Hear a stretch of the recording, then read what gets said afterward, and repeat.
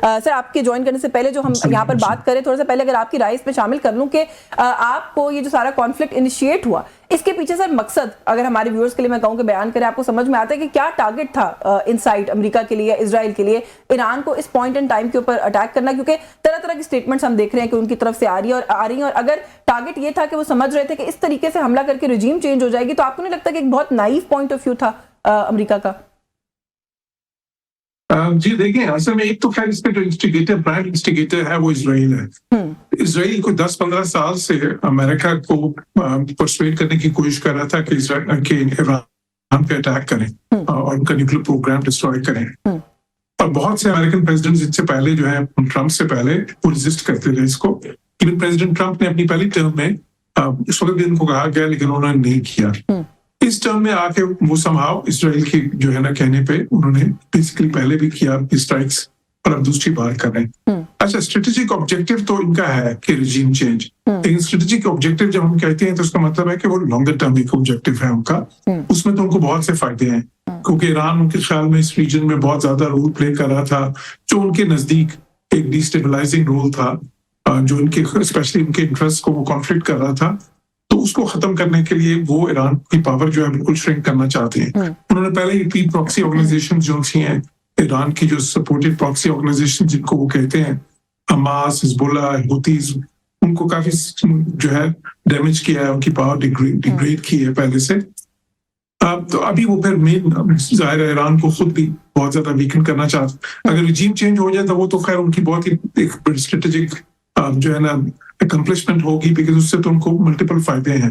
ایک تو ظاہر ہے پھر اگر ایک فیوریبل رجیم آ جائے وہاں پہ تو پھر تو خیر یہ جو سارا خطہ ہے اس میں ان کی کوئی اپوزیشن نہیں رہے گی. پھر دیکھیں ایران کی چائنا کے ساتھ اور رشیا کے ساتھ بھی بہت گہرے تعلقات ہیں. 90% ان کا تیل جو ہے وہ چین خریدتا ہے. رشیا کے ساتھ ان کی بڑی گہری ڈیفنس کوآپریشن ہے. تو ایران میں اگر رجیم چینج ہو جائے تو ظاہر ہے کہ پھر وہ کیلکولس بھی چینج ہوتا ہے کیونکہ وہ ایک بلاک جو جس کو ویسٹ سمجھتا ہے کہ ایک بلاک ہے جی، رشیا، چائنا، نارتھ کوریا اور ایران، اس کو ویکن کرنا چاہتے ہیں. لیکن یہ ان کو بھی پتا تھا یہ شروع کرنے سے بھی پہلے کہ رجیم چینج کوئی آسان نہیں ہوگا. تو ان کی جو ٹیکٹیکل آبجیکٹو جو ان کے ہیں وہ یہ ہے کہ ایک تو ان کا نیوکلیر پروگرام جو ہے اس کو اور ڈیمیج کر دیں، ان کے میزائلز کیپیسٹی جو ہے خصوصاً اس کو ڈیمیج کرنا چاہتے ہیں. اور پھر باقی بھی اوور آل چاہتے ہیں کہ جن کی ڈیفنس سسٹمز اور باقی ساری جو ملیٹریلی ایران اتنا ویک ہو جائے کہ کوئی تھریٹ پوز نہ کر سکے. تو اس پہ دیکھیں ابھی جو شروع میں پریزیڈنٹ ٹرمپ نے جو بیان دیے تھے اور پھر اس کے بعد جو ڈیفنس سیکرٹری کے جو بیان آئے ہیں وہ بالکل مختلف ہیں. ڈیفنس سیکرٹری نے تو ابھی کل پرسوں یہ کہا، بلکہ کل ہی یہ کہا کہ جی ہم تو ان کی نیوی ان کی ڈیگریڈ کرنا چاہتے ہیں، بالکل اس کو نیوٹرلائز کرنا چاہتے ہیں اور ان کا میزائل پروگرام نیوٹرلائز کرنا چاتے ہیں. یہ ہمارے بڑے آبجیکٹیوز ہیں اس وقت. بالکل. تو یہ ہے ان کے آبجیکٹیوز. تو اس میں جو ایران کی ان کو اپوزیشن جی بالکل ٹھیک ہے sir. Welcome back to you. میں ہم لوگ آپ کے جوائن کرنے سے پہلے جو گفتگو ہوتی ہے ڈاکٹر صاحبہ یہاں پر جو بات ہوئی کہ کوئی انٹیلیجنس فیلئر تھا ایران کے اینڈ کے اوپر یا کوئی مس کیلکولیشن تھی اس سائڈ کے اوپر کہ انہوں نے پہلے دن اتنا بڑا نقصان فیس کر لیا. آپ اس میں کچھ ایڈ کرنا چاہ رہی تھی؟ جی بالکل. مجھے نہیں لگتا کہ مس کیلکولیشن تھی ایران کی سائڈ پہ. اس میں اگر ہم دیکھیں کہ پہلا ہی جو اٹیک تھا، انیشیل اٹیک، یعنی جب سٹارٹ ہوئی ہے وار تو وہ علی خامنائی کے ریزیڈنس پہ ہوئی. اچھا یہ اب انیشیلی ابھی وار تو سٹارٹ اسی وقت ہی ہوئی ہے نا جی. یہ پہلا اٹیک تو یہ انیشیل پہلا ہی اٹیک تھا، یعنی ابھی ان کے پاس اتنا ٹائم بھی نہیں تھا کہ وہ اس کو زیادہ اس کے لیے پریپریشن کریں. دوسری بات جو مجھے یہ لگتی ہے کہ بیسکلی علی خامنائی کی اگر ہم ہسٹری دیکھیں تو وہ اراؤنڈ 8 ایئر پریزیڈنٹ رہے ہیں. اس کے بعد 89 یا 90 سے لے کے اب تک کے وہ سپریم لیڈر ہیں. انہیں ایک بھرپور زندگی گزاری. ریولیوشن میں بھی وہ ساتھ تھے امام خمینی کے. تو ہم یہ دیکھتے ہیں کہ وہ اس سیچوریشن پوائنٹ پہ آ چکے تھے کہ اگر وہ یہ کہتے ہیں کہ میں شہادت کے لیے تیار ہوں، یا میں سمجھتا ہوں کہ جیسے عام لوگ ہمارے اس زد میں ہیں، اس اٹیک کے زد میں، تو میں بھی انہی لوگوں کی طرح رہوں، تو یہ چیز جسٹیفائی تھی ان کی ایج کے لیے. تو بیسیکلی جو different sources according to different sources یہ بات سننے میں بھی آ رہی ہے کہ انہوں نے یہ سمجھا کہ جیسے عام لوگ انڈر اٹیک ہیں تو میں بھی انہی عام لوگوں کے ساتھ، ان کے ساتھ، اپنی پبلک کے ساتھ کھڑے ہوئے تھے اس حوالے سے. تو یہ دو چیزیں جو میرے ذہن میں کہ مس کیلکولیشن بالکل نہیں تھی. دوسری بات یہ ہے کہ ایران نے پہلے ہی چائنا سے اور رشیا سے میزائلز اپنے لیے ہیں. امپاور کیا اپنے آپ کو, اپنی کیپیسٹی بڑھائی ہے میزائلز میں. دوسری بات ہے بہت سے ایسے فنڈز, جب اکنامک وہاں ریسیشن یا برڈن آیا ہے, لوگ سڑکوں پہ گئے تو بہت سا پیسہ جو ہے وہ ڈیفینس سسٹم پہ انہوں نے لگایا ہے, تو دے ور پریپیئرڈ. دوسری چیز جو مجھے فردر اسٹرینتھن کرتی ہے وہ یہ ہے کہ وداؤٹ اینی ڈیلے ان کے ٹارگٹس بہت کلیئر تھے. انہوں نے بیسز کو بہت ٹارگٹ, جہاں پہ یو ایس بیسز کو ٹارگٹ کیا, دوسری یو ایس ایمبیسیز کو ٹارگٹ کیا, پھر وہ یو ایس ہوٹلز جہاں پہ امریکن یا پھر ان کے آفیسز ہیں ان کو ٹارگٹ کیا.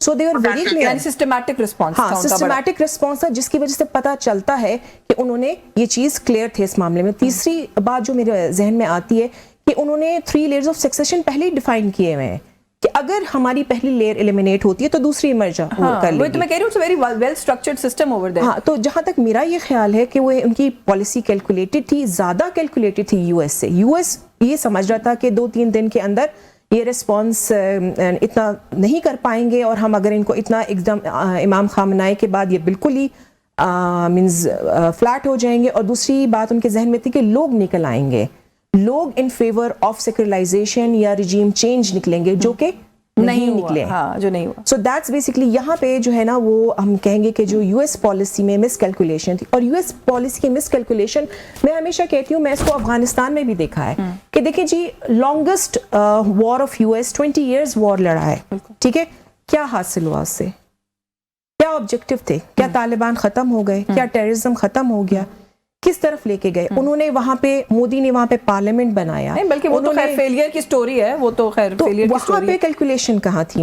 چلے before I go on a break, میں جنرل صاحب سے بھی بڑا ایک امپورٹنٹ نکتہ ہے جنرل صاحب, کیونکہ جب ہم اس پورے کانفلکٹ کی بات کرتے ہیں, یہ کانفلکٹ کس اور ملک کو یا ریجن میں کہاں کون پاورز ہیں جن کو لپیٹ میں لے سکتا ہے, تو وہاں پر سر آج ہمارے ڈیفینس منسٹر نے بھی ایک خدشے کا اظہار کیا ہے کہ اس کا ایک مقصد اسرائیلی اثر رسوخ کو پاکستانی سرحد تک لے کر آنا بھی ہے, اور اس کے اندر جو ہے وہ بھارت کے ساتھ ایک نیکسس ہے, جس کے بارے میں ہم تو خیر پہلے سے بات کر رہے ہیں, کوئی نئی چیز تو نیا فینومینا تو نہیں ہے ہمارے لیے. اور اس اٹیک سے پہلے بھی سر مودی کا اسرائیل کا دورہ, اس کو لے کر آپ کو پتا ہے بھارت کے اپنے اندر سے بھی آوازیں اٹھ رہی ہیں. سونیا گاندھی نے آج لکھا بھی ہے کل اس کے بارے میں. تو تھوڑا سا آپ اس ساری سچویشن کو کیسے دیکھ رہے ہیں, کیا یہ وہی نیکسس اور اسی وجہ سے اس خدشے کا اظہار آپ سمجھتے ہیں کہ ڈیفینس منسٹر کی طرف سے آیا ہے؟ میرا خیال ہے کہ ڈیفینس منسٹر نے بہت سالڈ بات کی ہے. دیکھیے میں نے I hold a P H D on strategic security management of CPEC, China Pakistan economic corridor, اور میرا جو پرپز تھا پی ایچ ڈی کرنے کا وہ یہی تھا to identify threats to CPEC. میں نے اس وقت تھریٹس آئیڈینٹیفائی کی تھی, ان میں ایک انسٹیبلٹی ان افغانستان تھی, تو آج دیکھیں کہ آپ وہاں پہ انسٹیبلٹی موجود ہے. اس کے علاوہ جو ٹاپ لیول پہ جو کنٹسٹیشن چل رہی ہے between 2 great powers that is U S and China.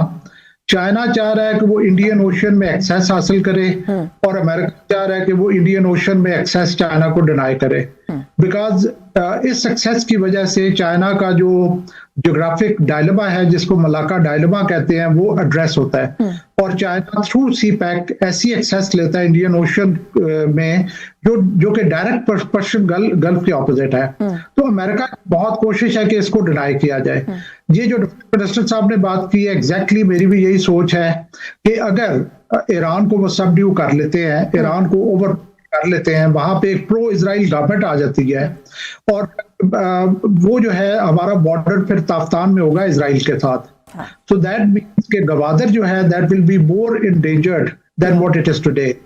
اس کے علاوہ ہم نے پومپیو, ان کے جو ایکس سیکریٹری آف اسٹیٹ رہے ہوئے ہیں, ان کی ٹویٹ پڑھی ہوئی ہے جہاں پہ انہوں نے کہا جی کہ سیکوینشلی ہم فلاں جگہ پہ جائیں گے, اور آخر میں انہوں نے بلوچستان کا ذکر کیا. اور تھرڈ ہم نے یہ بھی سنا ہے کافی سارے جیوز لیڈر سے کہ ٹرکی کی باری آئے گی اور پاکستان کی باری آئے گی. میں ایک آپ کو دیتا ہوں, گاڈ فوربیڈ, اللہ نہ کرے ایسا ہو کہ اگر ایک طرف آپ کے ایران میں آ کے اسرائیل بیٹھ جائے اور پرو اسرائیل گورنمنٹ ہو, دوسری طرف آپ کے انڈیا ہے, اور تیسری طرف آپ کے اسٹریجڈ افغانستان, انڈیا اور اسرائیل دونوں کی ان روڈز ہیں. تو تیسری طرف سے اگر خدا نخواستہ پاکستان پریس ہوتا ہے تو ہمارے لیے کتنے بڑے چیلنجز ہوں گے. تو اس پہ کوئی شک نہیں کہ بڑا آبجیکٹو جو ہے, one of the objective is کہ ایکسیس ڈینائی کرنا to China, to Indian Ocean. Second objective is کہ گریٹر مڈل ایسٹ کی طرف جو ان کا جرنی ہے, گریٹر اسرائیل کی طرف جو جرنی ہے اس کو فیسیلیٹیٹ کیا جائے. اور اونلی تھریٹ पूरे रीजन में जो कि इसराइल को इस रूट पे कंटेस्ट कर सकती है उसको एलिमिनेट किया जाए, उसकी कैपेबिलिटी को एलिमिनेट किया जाए ताकि they can execute all those plans.